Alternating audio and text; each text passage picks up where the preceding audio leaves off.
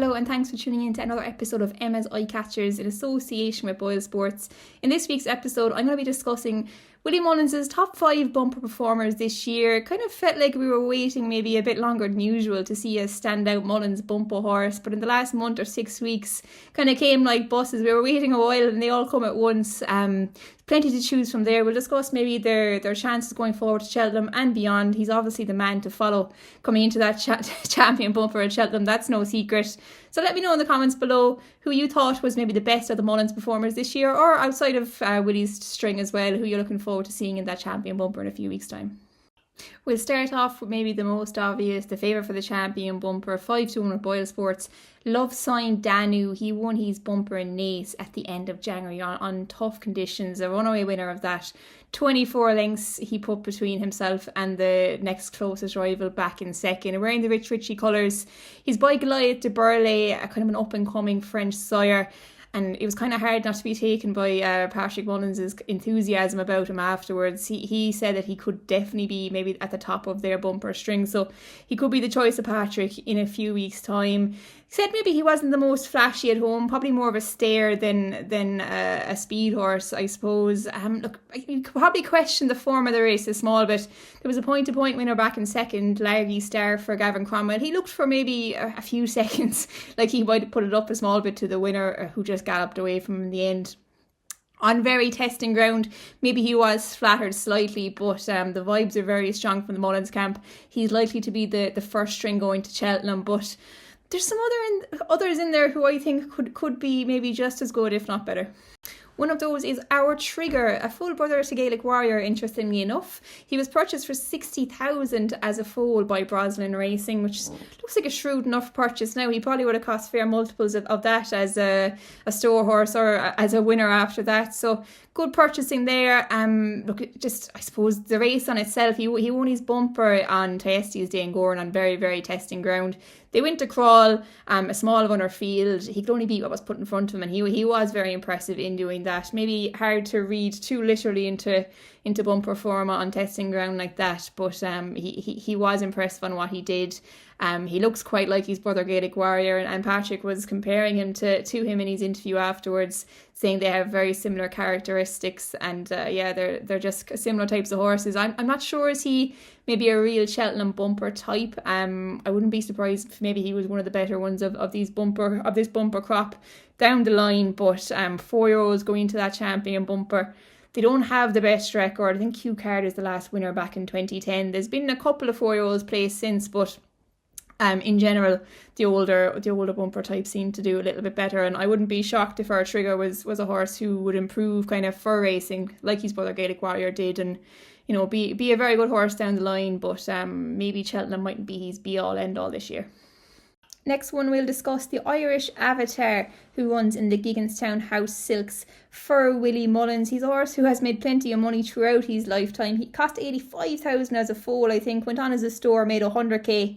Then after finishing second in his Jumahan point to point, Willie and Gigginstown forked out 200,000 at Cheltenham to bring him home to Clough Sutton. It's probably no shock that Gigginstown got involved. He's out of quite a good Gigginstown race mare, so they obviously wanted to get back into that family.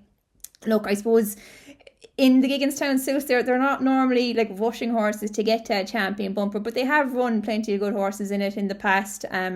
And just with Willie Mullins training it, like he doesn't like to leave them at home if he can get them there at all. So look, whether or not he goes is probably no guarantee, but his performance in Navan I thought was very, very good. He doesn't maybe look like the most typical bumper performer. He's a tall, rangy, narrow kind of horse. Looks like maybe he'd probably improve for a bit of time as well, but look, he was brilliant on the day. He settled and kicked clear of a field. Another Gigginstown horse was in behind him, who was bought out of the UK after finishing third in an Aintree bumper.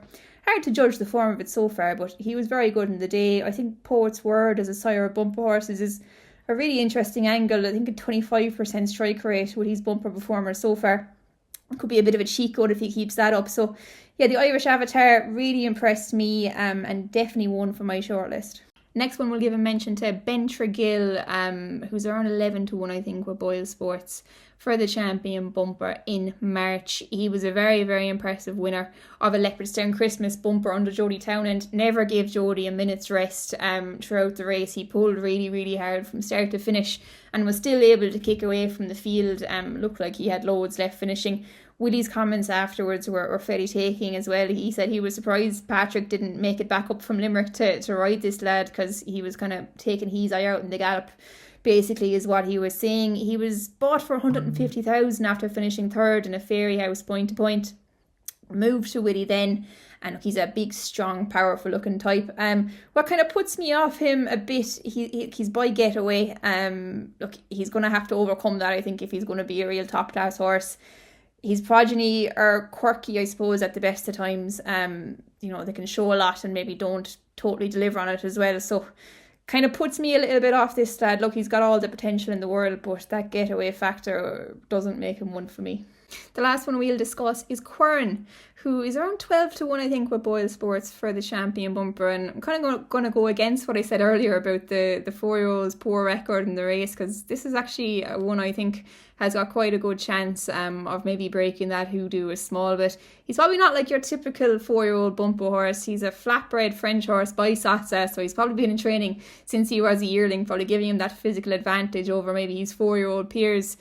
He's a half-brother to a Prix de Cadran winner, Millet Meal, so you're probably maybe wondering, how did this horse end up running in a bumper in Nice at the start of January? But interesting story behind him. He was due to run in France, I think, a couple of times over the summer, but couldn't get him into the stalls, which ended up rerouting him over to Clas Sutton to go down a different route. And I'd say it's definitely Willie Mullins' gain. He was really, really impressive, winning in Nice on his bumper debut. Look at, I suppose, form of the race again. Look, it's only a month ago now.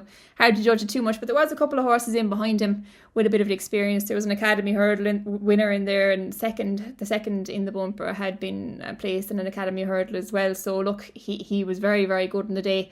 Doesn't look like your typical flat horse, I suppose. He's a fine, big, strong horse. Quick and lovely. Patrick didn't ask him too many serious questions till he got to the front, and then just left him quick and away, and he looks really smart. I wouldn't be shocked if he could overcome that 4-year-old kind of hoodoo in the bumper a small bit, maybe. He's not your typical 4-year-old type, like I said. And yeah, I think Quiryn, maybe with a few more flashy bumper horses coming out since he ran, maybe might be getting a little bit forgotten about in that Mullins bumper pack. He'll be getting the 4-year-old allowance as well, so I think he could be a real player in Cheltenham. Well, that's it for today's show. That's the big 5 Mullins bumper performers. Let me know in the comments what you think about each or any of those, who else you're looking forward to seeing in a few weeks' time. Again, if you like the content, make sure to like and subscribe. Plenty more coming up in the next few weeks.